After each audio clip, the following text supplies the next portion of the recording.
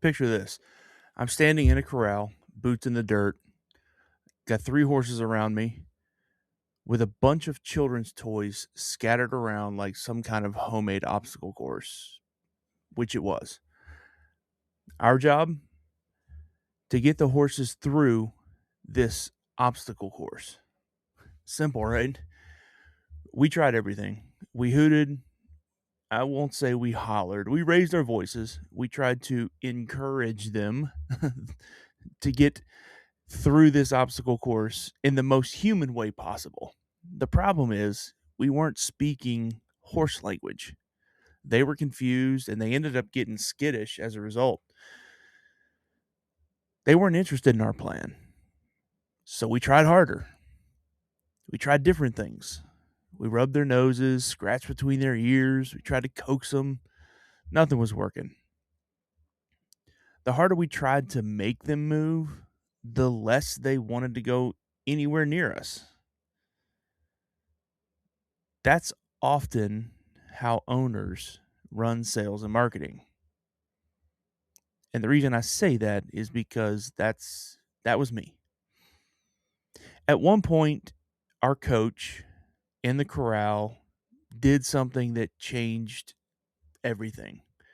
She told us to just stop, be quiet, come together in the middle of the corral, and just be still. No commands, no agenda, no forcing, just still. Then she asked a simple question. What do you want from your business? Above all, what do you want next? For me, I already had the answer.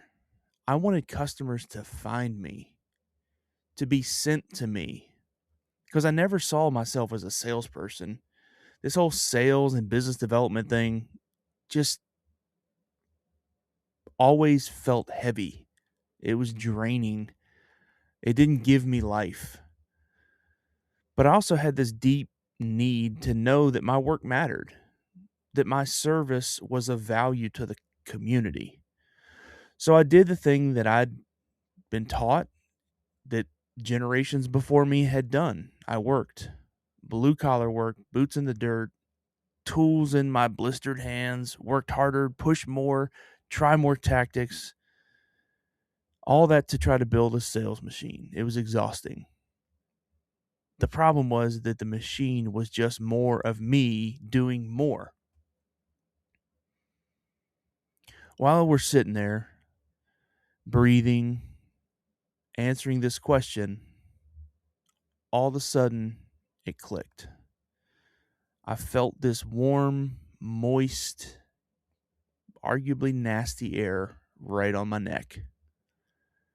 Without even having to turn around, I realized the horses were standing there, close, calm, curious. Nobody forced them over. We didn't drag them by a rope. We had stopped the hooting and hollering, or coaxing, maybe that's a better term. They came on their own. Why? We had calmed down. Our energy around us reduced. We weren't working as hard. Our attention had shifted from forcing them through a course to showing up as grounded humans. And once we relaxed, we started moving together as a group, slow, steady, talking, communicating, being relational with one another. Not chasing the horses anymore, just walking. And guess who followed? Those same horses that wouldn't budge when we were pushing, pulling, and over efforting. In that moment, they became the metaphor for my ideal customer. And the obstacle course, that was my offer, my system, my process. The thing I had thought I had to push people through. Let's talk about you for a second, because you may not be standing in a corral with horses, but you may be doing the same thing in your business. You've built the obstacle course, the website, the packages. You got a nice proposal template, a customer journey, all those colorful things in the dirt, and you're proud of it, as you should be. You want people to go through it, to experience it. So, are you doing it? Are you hooting and hollering? Are you pushing, chasing leads, over explaining? Are you trying to talk people into caring about your obstacle course?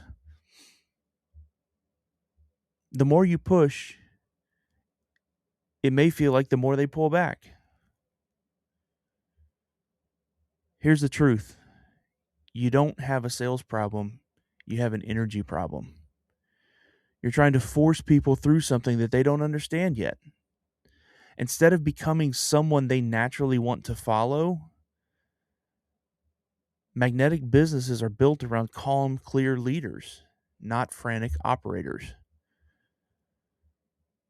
There's three primary reasons why owners miss this. First, all you've ever been rewarded for is hard work. Show up early, stay late, do the overtime, say yes to everything, grind. You learn that if you just work harder, you'll win.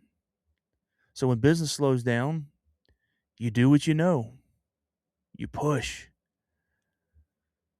Second thing, you've confused noise with leadership. You probably think if I'm loud enough, visible enough, present enough, people will buy. So you blast more messages, you pile more offers, you add more color to the obstacle course, but you don't ever change how you showed up. Third thing, you've never been taught how to be magnetic as a leader. Not in a flashy influencer way.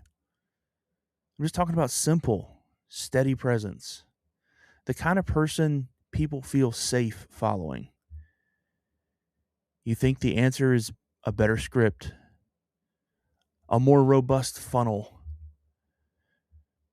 but your customers aren't horses and they're not robots.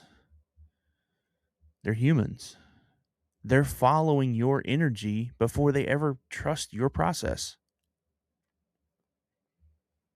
I've got three things that you can do, just simple, practical things that you can do this week. Do these things so that you can stop forcing and start attracting. Number one, calm your internal corral before you go to market.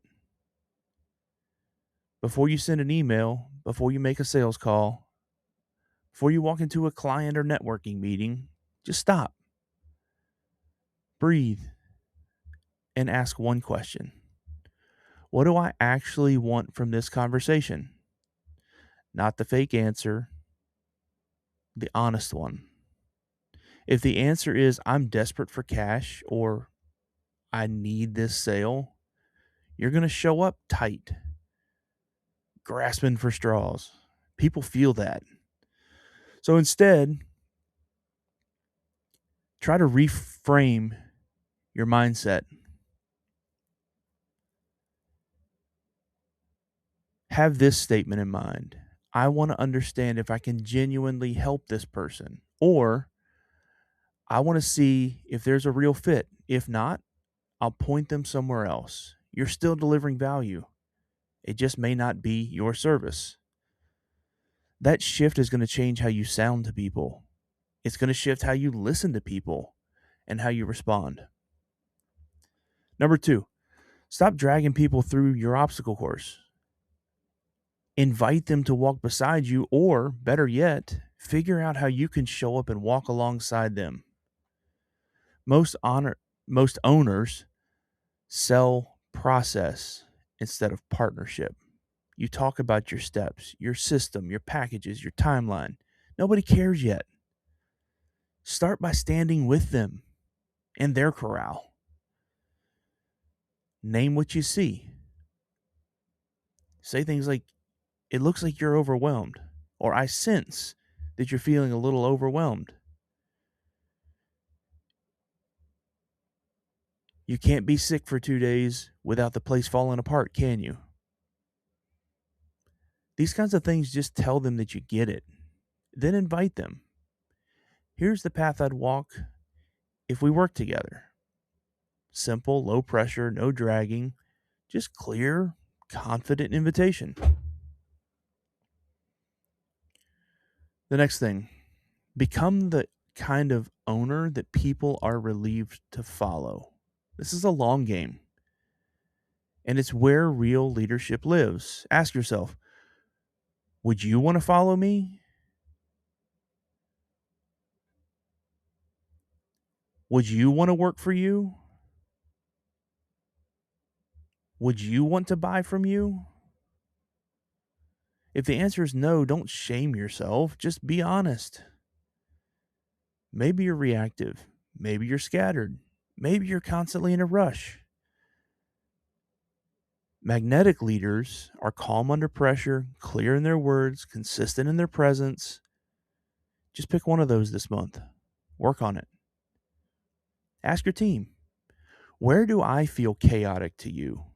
And then listen to them honestly. Open your ears and just listen. No speak. Listen. That's how you stop being the bottleneck and start being the guide. Let's go back to the corral for a second. Nothing about the obstacle course changed. The toys were still in the dirt. The path was the same. What changed was us, our posture, our energy, our intention. Once we shifted, the horses moved. Your business works the same way. Your website doesn't have to be perfect. Your offer doesn't have to be revolutionary. Your systems don't have to be complex. Less is more. But you have to become steady, trustworthy. You've got to be a presence in the middle of your own corral. Customers aren't trying to judge your design. They're trying to decide, do I feel safe letting this person lead me? So here's my challenge to you. This week, pick one situation where you normally push. Maybe it's a sales call. Maybe it's a networking meeting. Maybe it's a team meeting. Maybe it's that one client who always just has one more question. Before you step into it, calm yourself, get clear on what you want, decide how to show up as the guide, not the chaser. Then watch what happens.